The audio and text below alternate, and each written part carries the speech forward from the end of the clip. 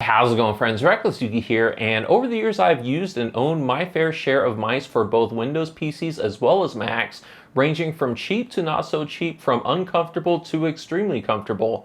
And in this video, what we're going to focus on is Logitech's new premier mouse, which is the MX Master. And this received a lot of raving reviews from a lot of the top tech tubers, and I thought I would give my own 2 cents on this. I've been using this for over 2 weeks now, and I feel comfortable enough to give my opinions to you guys, and also comfortable enough that these opinions won't be changing in the near future. So this isn't some sort of honeymoon review. This is going to be a legitimate review as far as from someone who has used this and kind of, I guess, determine my own gripes as well as qualities that I really love about this mouse. So anyways, let's take a closer look at it. So here we are with a closer look at the MX Master, and as you guys can see, this is a very sleek, professional, and elegant looking mouse, and it should be for a price tag of $100. This isn't aimed at the everyday consumer. This is aimed at the power user who wants a professional level of performance when it comes to their peripherals that they use for their PC, as well as possibly a showcase for their desk, because this mouse does look very nice and the feel of it is very comfortable depending on your hand size and hand type and grip type.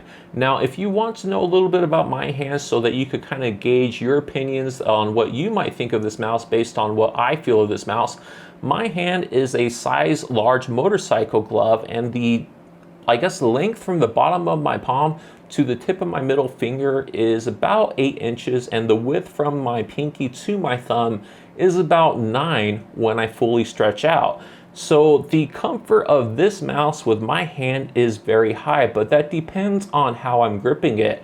I'm a palm grip type person, and if I put the majority of my weight at this region of my palm, it is very comfortable, and I do love using this mouse whenever I'm doing my everyday tasks on my PC.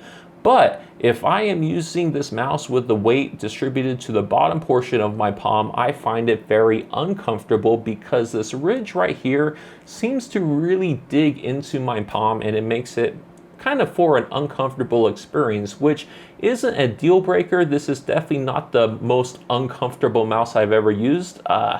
But it depends on how you grip your mouse and how you enjoy using your mouse. Now, if you use something else that has more of a rounded bottom, you will see that if you kind of hold it more with the weight on the bottom portion of your palm, this sort of a mouse will feel better than this mouse. So just kind of keep that in mind, and before you purchase something like this, try to kind of figure out what type of a palm grip you are, so that you can have the most enjoyment out of this if you do decide to purchase it.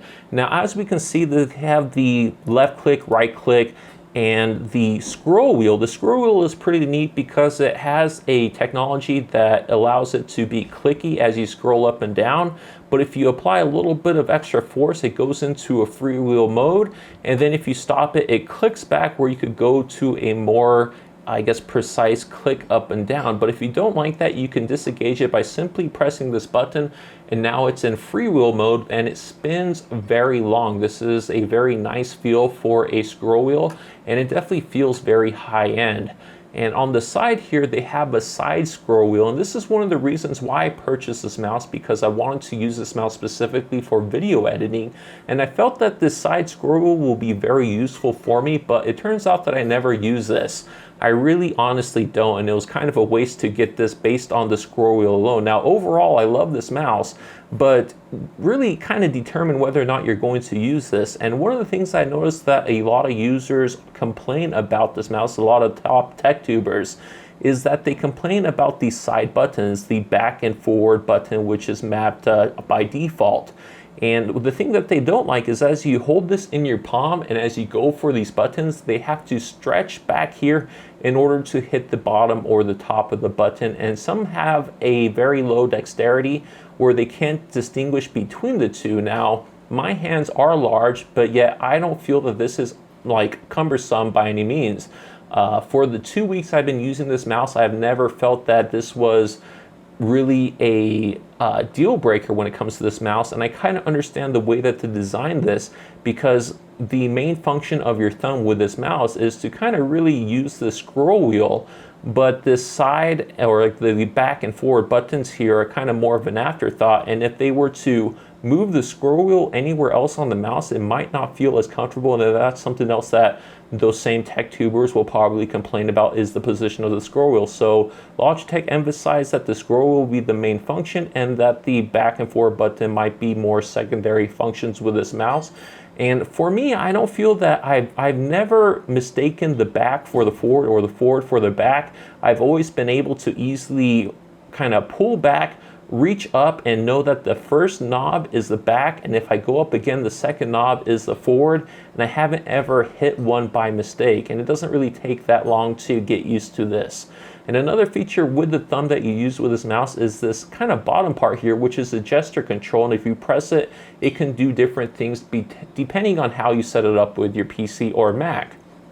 And another feature of this mouse is it has two different types of way to wireless communicate with your PC or Mac. It has Bluetooth up to 3 devices that you can set, which is very nice if you want to just use one mouse for different PCs. If you have possibly a PC and a Mac and you want to use the same mouse, you can by just hitting this button to go to the different profiles that you'll set up. Or if you can't use Bluetooth, then you can use the 2.4 gigahertz wireless adapter, which it comes with a dongle that you plug into your PC or Mac, and you can use it that way. So pretty nice features that this has. And the sensor here is known as a dark field laser sensor, and it's kind of limited to the DPI. It goes from 400 to 1600. So if you guys are used to maybe something like a higher DPI, like a 4000 DPI for whatever reason, you might not enjoy this mouse. You might not feel that it is the best for you because it will probably feel like a lower DPI. But I have this set to max at, I guess, the 1600 mark. And with my other mice that I use for my PC, I usually have them set to 2400, whatever I'm just doing daily browsing. And I feel that for some reason, when I'm using this, it's not like that much of a difference from 1600, which I'm guessing is the max of this, to the 2400, which is the max of my other mice that are connected to my PC. So your opinions might vary on that, but I don't think it is very limited or restricting at all. Now, this I wouldn't really consider this mouse for any sort of gamer out there, because there are some features that gaming mice have that you might miss if you try to use this as your everyday gamer, like a DPI switch or a way to manually control the DPI on the mouse itself. That's one function that I found that is very valuable, because whenever I'm browsing or doing anything like, I guess, just generic browsing on my PC, I have my DPI set to 2400. But if I want to go into a game on my PC, I have to drop things down to 800 DPI, and that's the most comfortable for me to control games on the PC. But if I want to use my Zim, which is a mouse and keyboard adapter I use for my consoles for gaming, I have this, which is a G502 Proteus core mouse that goes all the way up to 1200 or 12,000 DPI, and that's the DPI I use when I use consoles. But anyways, that's irrelevant for this review, but that's just something to keep in mind, that there are features for gaming mice and gaming peripherals that aren't going to be shown on this.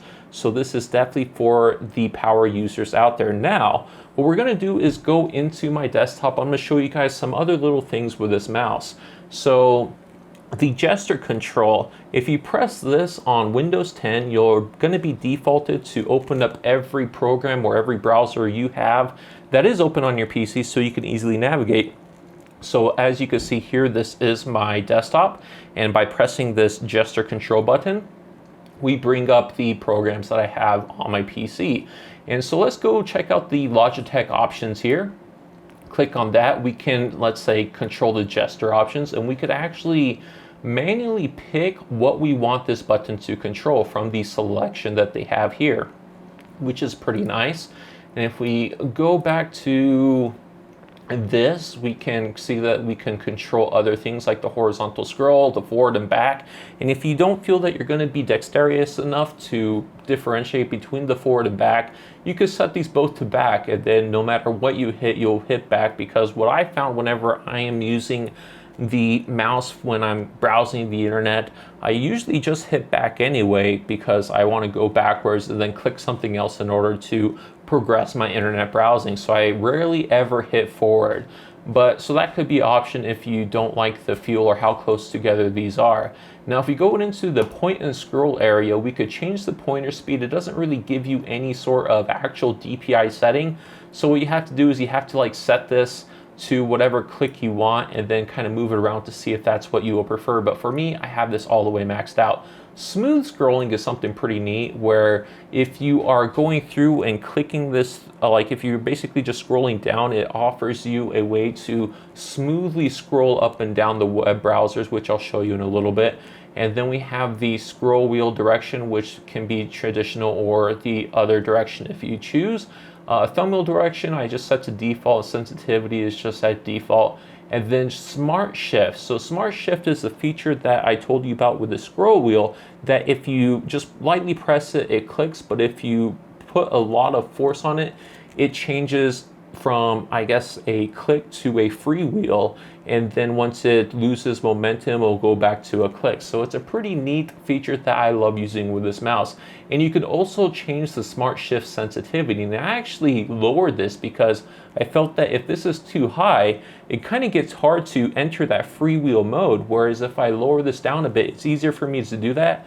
And I don't have to exert a whole lot of force when I want to actually enter the freewheel mode. And then here it goes into the fixed scroll wheel mode, which you can have it automatically to ratchet or free spin, which is the same thing that this button here does, which I've shown earlier.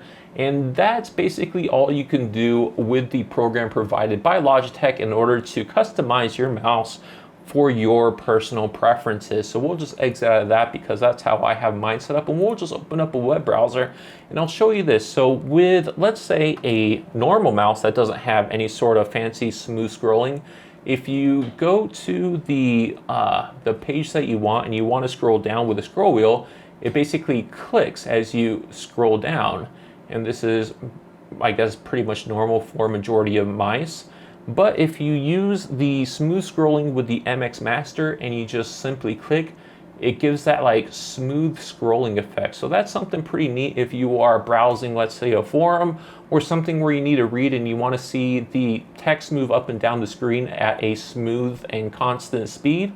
This is something you can do. And then if you just scroll down, scroll up, you could kind of set it to where you want to have the speed at which you want to scroll up and down web pages for extreme browsing, I guess, for you extreme web browsers out there. But anyways, that for the most part is all the features and everything I could think of at the top of my head and my preference with this mouse. Now I find this very comfortable, and for me personally with my PC, I use 3 mice. So that might be extreme for most people out there. A lot of people might just be looking at 1 mouse, but this is the mouse I use for everyday web browsing as well as editing for videos.